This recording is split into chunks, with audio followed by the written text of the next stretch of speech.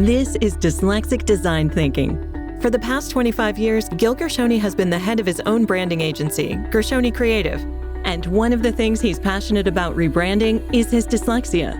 In this series, Gil sits down with members of the dyslexic community for eye-opening conversations about the intersection of dyslexia and creativity, and what dyslexia can teach us about ourselves and the world around us. Today, Gil talks to Nolan Bushnell, an entrepreneur, inventor, and technology pioneer. In 1972, Nolan co-founded Atari and helped turn electronic gaming into a $350 billion industry. 5 years later, he co-founded Chuck E. Cheese, which currently operates more than 500 locations worldwide. Today, Nolan continues to innovate with the launch of Exodexa, an adaptive learning platform that gamifies the learning process. Enjoy!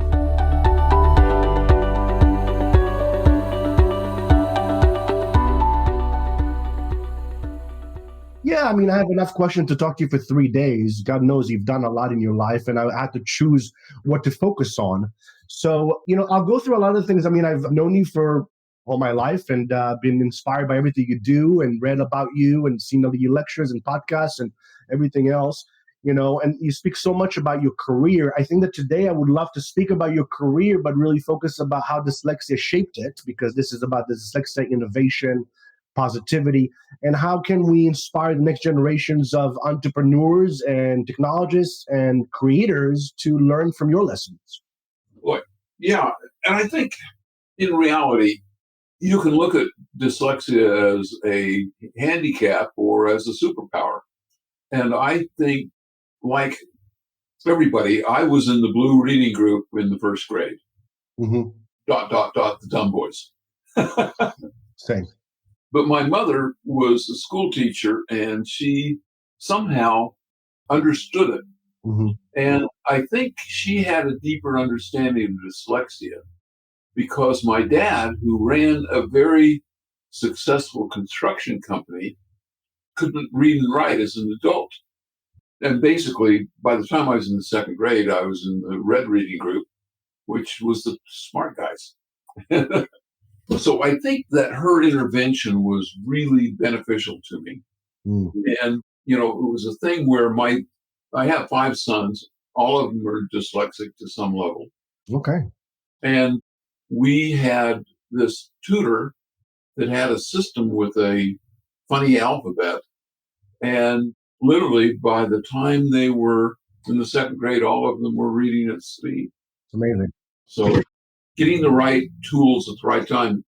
And I've actually asked myself the question, can AI provide that tutoring to young dyslexics? Mm-hmm. Because one thing, having a tutor, that's expensive, so it's not available to everybody. That's right. And yet, I think dyslexia comes to, is very genetic.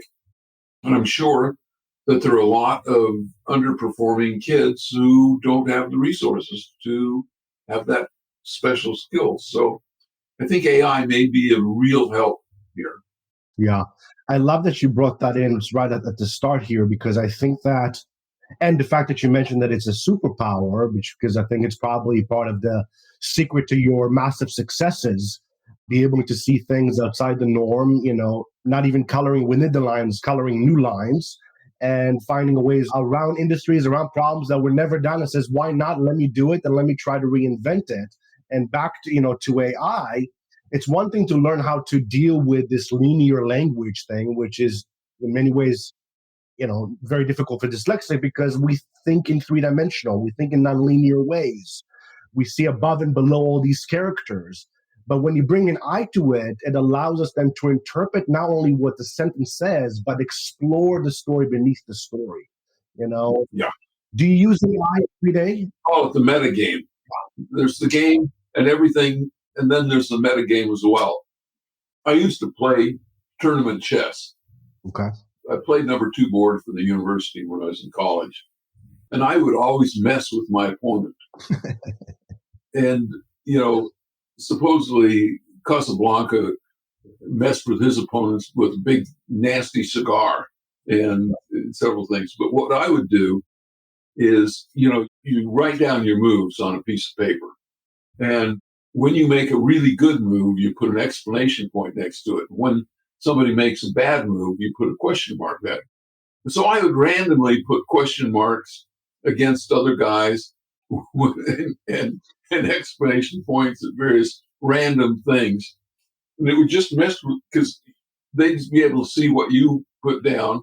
And they said, oh, he thinks I made a mistake. And I was just doing a random response. And then they obviously probably not dyslexic being like, maybe I did make a mistake, you know? Yeah, exactly. What was some of your inspiration earlier on? I mean, I love that your mom was a teacher and saw your brilliance and support you in sort of the traditional learning thing. But did you have other inspiration earlier on that sort of set your vision toward entrepreneurship in those early days? Yeah, I look at several points in my life as being epiphanies. Okay. And probably the most pivotal epiphany was Mrs. Cook's third grade class. And she had a magic science box. And her methodology was to let one student take the magic science box. And there was a little pamphlet there. And she assigned me to do the unit on electricity. So I got to play with the dry cells and the wire and the switches and the little lights and the little motor and what have you. And so I put them together and I was hooked.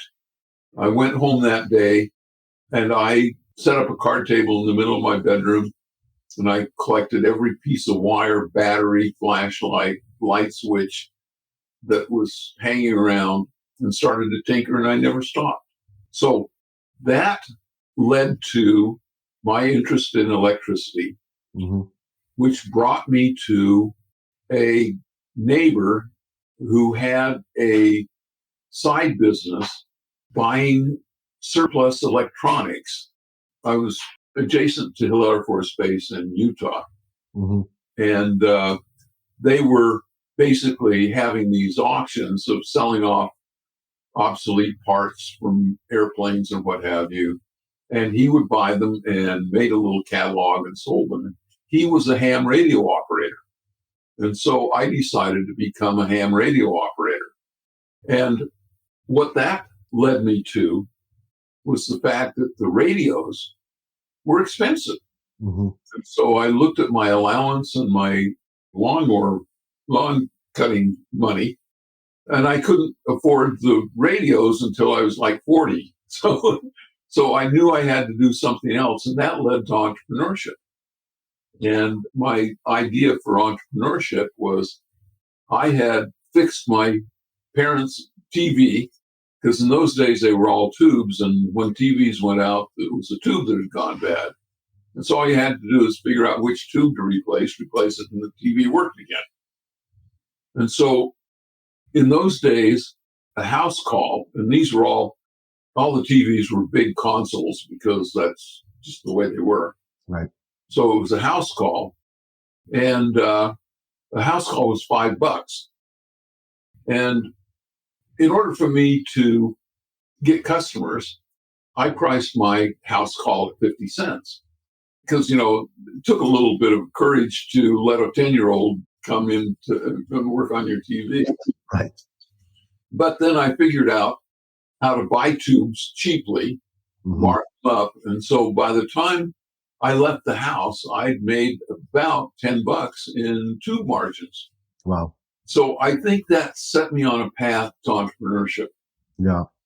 Where did those ideas come from? Was that just like naturally the way you sort of saw the opportunity, or did you get some guidance from your father or from somebody else in those days?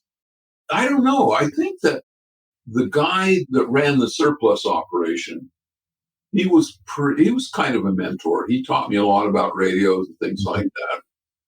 And he was the guy that sold me tubes cheaply. And I think that, I don't know, it just, he even sold me a surplus printing press. And it was a little hand crank thing with, and I printed up flyers to advertise my business. Just stuff like that. Yeah. I find that a very common story with a lot of dyslexic. I personally had a very hard time like you in reading and writing, But I found that when I found something I was good at, I just went about it in spades. Like I similarly printed flyers. If I had a lawnmower business, I hired my brother, my neighbor, my cousin, and then I didn't do the lawnmower anymore. I just did, booking. If I had a newsprint business and I can only do a region, I would have my friends from school in his neighborhood and then mark everybody up and then do the collecting. And I find that was something that came so naturally to me. And everybody was always like, how you were 10 years old with $100 in your pocket all the time? I just never realized that I wasn't supposed to do that. Did you have the same experience with your siblings and with your community, or were you unique in that sense at that age? There's actually an 8-year-old story that I like to tell, okay, in which my mom always had a garden out behind her house. And one night at dinner, she says, we got way too many strawberries. And she says, I don't know what I'm going to do with them all. She says, I planted 4 rows and I should have just planted 2. And I didn't think too much about it. And I went to the grocery store with her the next day, and I looked and they were selling strawberries for 50 cents a basket. And I thought to myself, I guess you'd call that market research. Mm-hmm. So I went home, picked a bunch of strawberries, put them in, we had baskets, my mom kept everything. And so I had these little baskets and I pedaled them door to door. And in about an hour and a half, I'd made $8. And that was in a world in which my allowance was 20 cents a week. Right. Amazing. Yeah. So maybe that kind of jumps to sort of your obviously iconic Atari and Pong. But before that, it was called Syzygy, right? Am I pronouncing it right? That's correct. And then Computer Space. What drew you to the arcade world? I mean, how did you go from selling strawberries and fixing radios and TV, and how did you kind of get interested in arcade world? I had a proclivity to make money, but I also had a very, very good proclivity of spending money. And so I decided that what I needed was a nighttime job to keep me away from harm. Mm-hmm. And so I got a job at an amusement park, which I thought was a sucker's job because they paid minimum wage. Mm-hmm. And I was an entrepreneur and I was making, but it wasn't about making money. It was about keeping it was kind of a fun job, because right. It was. And then I found that the pay wasn't so bad because the minimum wage at that time was $1 an hour. But while that was what your pay was, you got a 25-cent an hour bonus if you made quota. This was in the games department. Mm-hmm. And then on top of that, every dollar that you exceeded your quota, you got to keep 10% of it. And so I could crash my quota, because I was a good salesman. And so it turned out that I was making some pretty good money at the amusement park as well. And because I was good at it, they made me assistant manager the following season and then manager the season after that. And so I had 35 concessions, throwing balls and knocking down milk bottles and what have you. But I also had 2 arcades that reported to me. So I knew the economics of the coin-operated game business. Okay? So all of a sudden I knew the economics of the coin-operated game business. Then a guy named Steve Russell programmed a game called Space War on the big computers. And there was one at the University of Utah. And I saw that and played it and thought to myself, boy, if I had this in my arcade and put a coin slot on this monitor, it'd make money. But it was $1 million computer and 25 cents for 3 minutes. The math didn't work. Right. So, and I call that, I think of the video game being a culmination of happy accidents. Mm-hmm. How many electrical engineers were putting themselves through college working in an amusement park? 0, except for me. Right. Then I moved to California and worked for Ampex.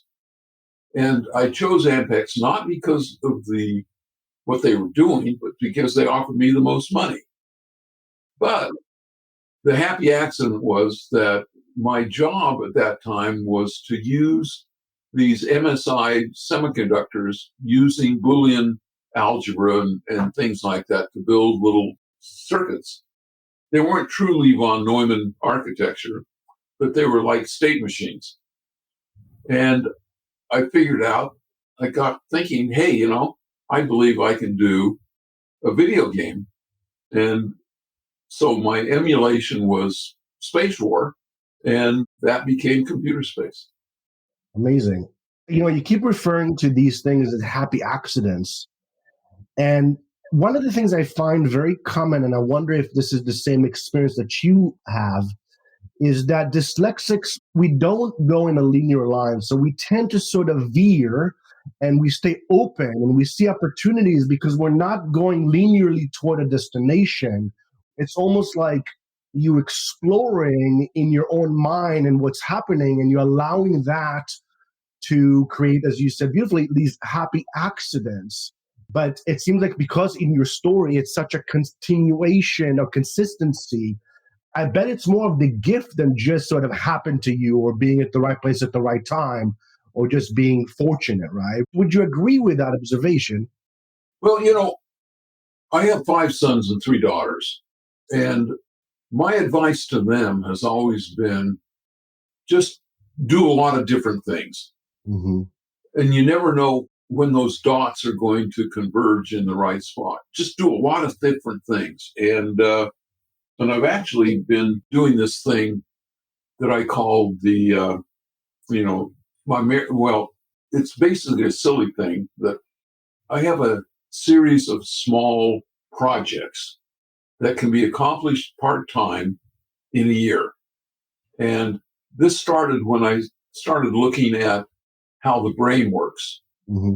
And as you get older, you want to get older, but you don't want to get dumber. And so the best way to build your brain is to have a variety of different experiences and learn different things. And so I have all these things that I do, and I pull 11 of them out of a hat.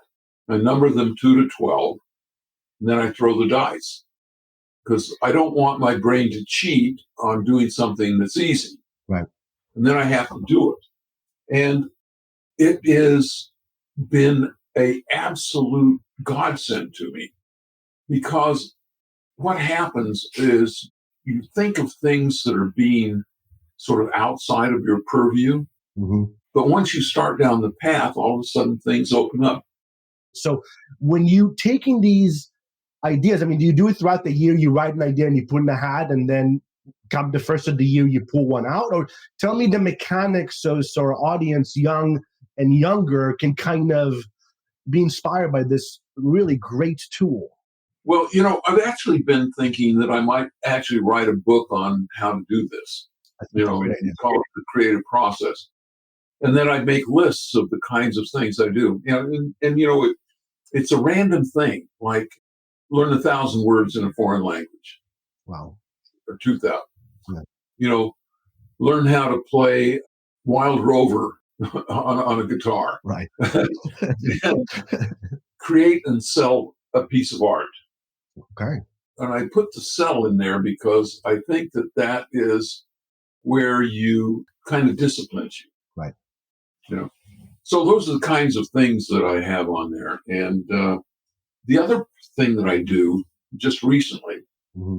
is I've had some business major successes. I've had a couple of pratfalls and 60 miles an hour into a brick wall.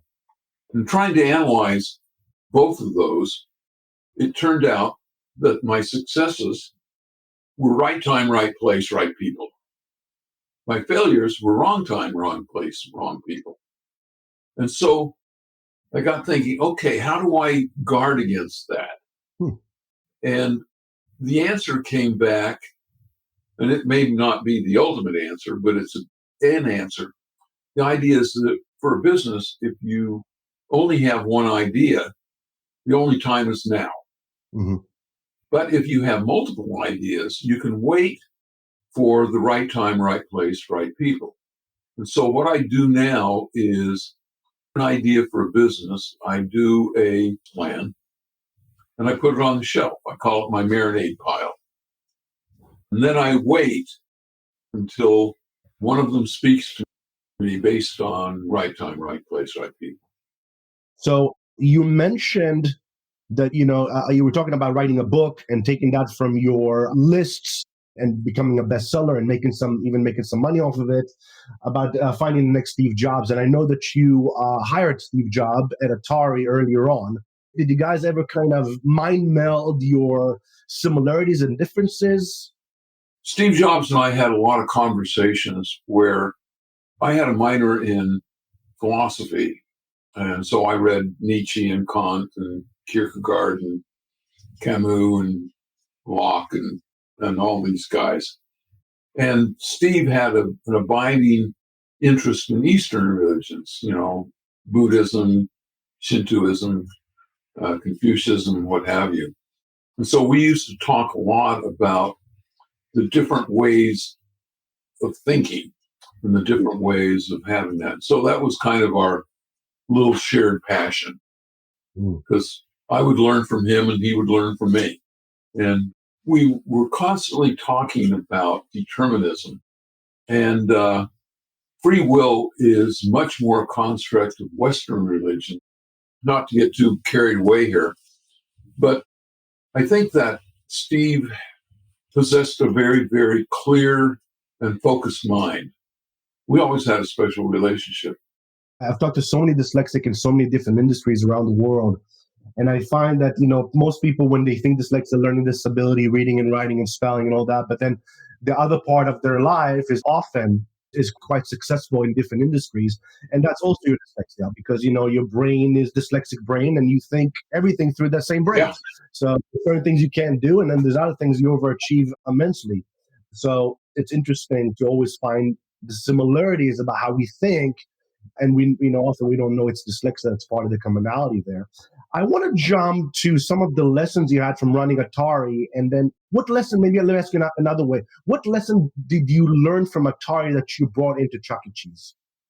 Well, I think the biggest lesson I learned was how to let go. Mm-hmm. And when I say let go, I think when you are an entrepreneur, your first business, you tend to be a control freak. And being a control freak does not scale. And so once you exceed 50 employees, if you don't start letting go, you end up with a real shit show. And so running a multi-unit operation at Chuck E. Cheese is the ultimate in letting go. You have to create an ethos and require your managers to follow that ethos and somehow figure out a feedback mechanism so that you can discipline the malperformers and you can reward the performers. Mm-hmm. And which brings me back to another happy accident. And that is that Atari really started in 1972. And it was right in the middle of the hippie revolution. Like we all had our poser costume where we would dress up like hippies and go up to Haight-Ashbury and, Summer of Love and all that. But one of the ethos of the hippie movement was change things. Mm-hmm. And so what we decided to do at Atari was to be the ultimate meritocracy. That merit was the only thing that we cared about. And so what that led to is a whole series of things that really changed the society of Silicon Valley for the better. And it was, we don't care when you come to work. We don't care if you come to work. We don't care what you wear.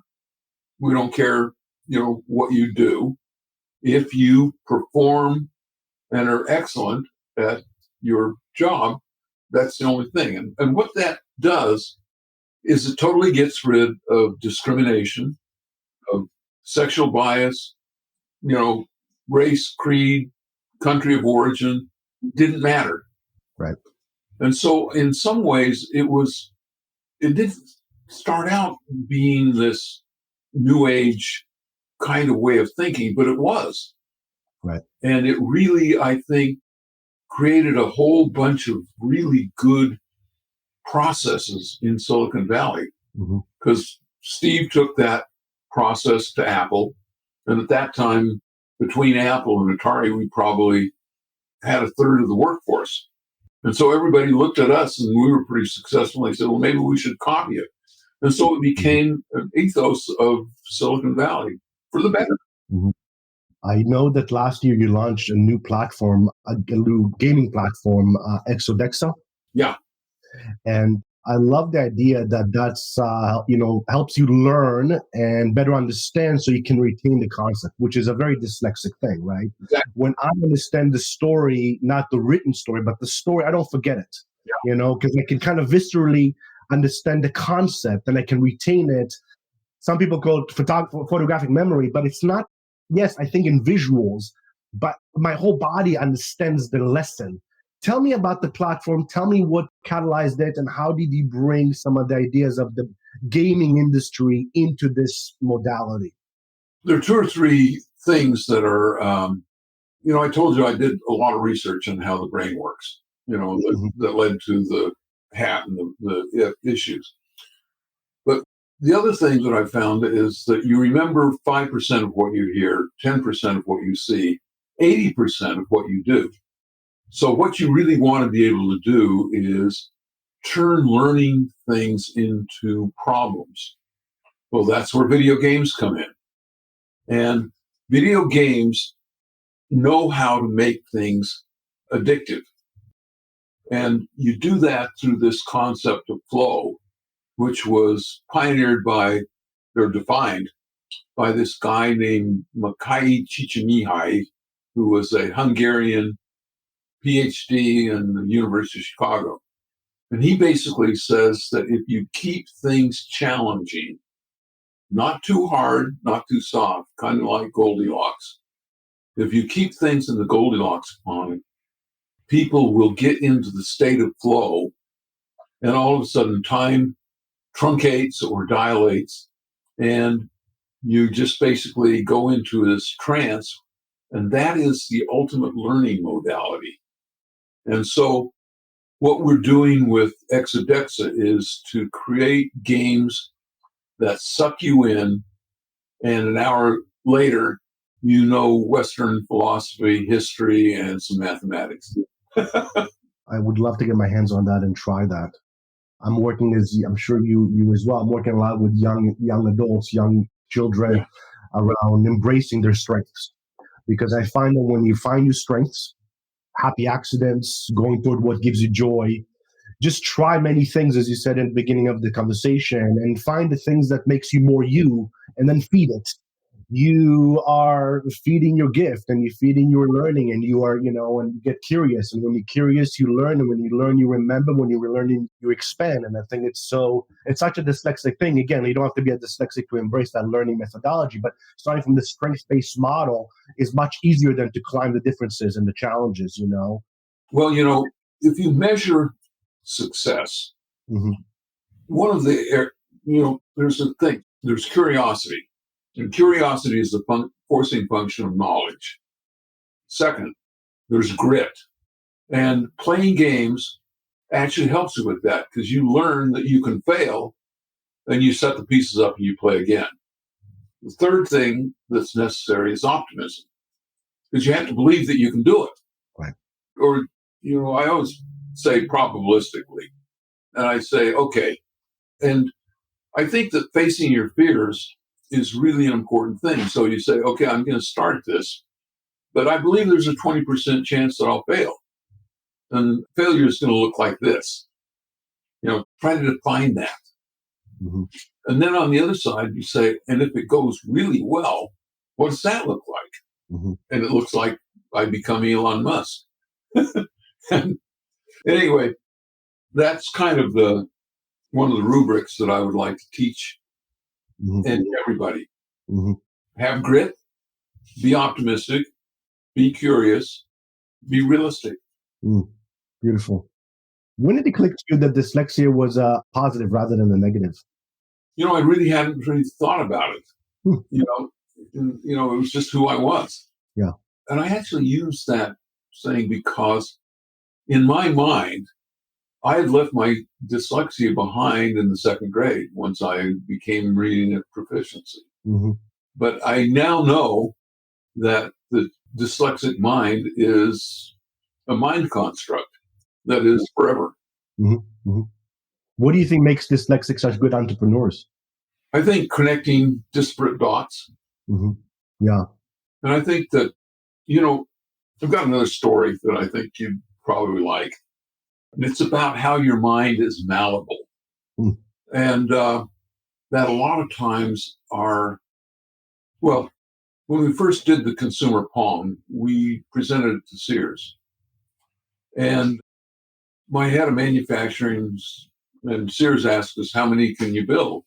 And my head of manufacturing, I said, I don't know. And I huddled with my head of manufacturing. He said, probably 25,000. And so when I went back in, I said, we probably could do about 75,000. He came back with an order for 150,000. Wow. And so all of a sudden you get an order for 150,000. And I said, how do we do this? And it turned out that year we made 180,000 Pong units. Wow. So again, why? Because he ordered them. Second thing, in terms of your brain, I used to have these planning sessions, and we'd rent a house in Bahara Dunes, which is kind of a little seaside community, just far enough away that you couldn't go home for the weekend. Mm-hmm. And we'd stay there, and we'd make lists of games that we could build, or projects, not limited to just games. And just before lunch, I'd say, okay, now we made lists of all the good games. Now I want you to create a list, and we need 10 of the craziest ideas you can think of. And they can't be normal. They have to be batshit crazy. Mm-hmm. And we get 10 of them. We'd have lunch. When we came back from lunch, I'd take that bottom 10 and say, okay, now we have to build one of these. But they're batshit crazy. Yeah, but we have to build one of them because I'm batshit crazy. And when you label something batshit crazy, you think of all the things that are wrong with it. Mm. But if all of a sudden we turn your brain around and say, okay, now what's good about these? And I'd say that every time that we did that, every time, 100% of the time, mm-hmm. the game that we came up with, or the project that we came up with from the batshit crazy list, outperformed the ones that were on the better list. Because they were different. Entertainment, games, what have you, are driven by novelty. Mm-hmm. And so you get more novel stuff on the batshit crazy list. I love that. Are those fun little stories? Yeah, I love that so much because I think that when you start with why we can't do it, then where is it going to take you? You're starting with, that it's not doable, all the mechanics, all the devil advocates, all that. That's the opposite of creativity and expansion.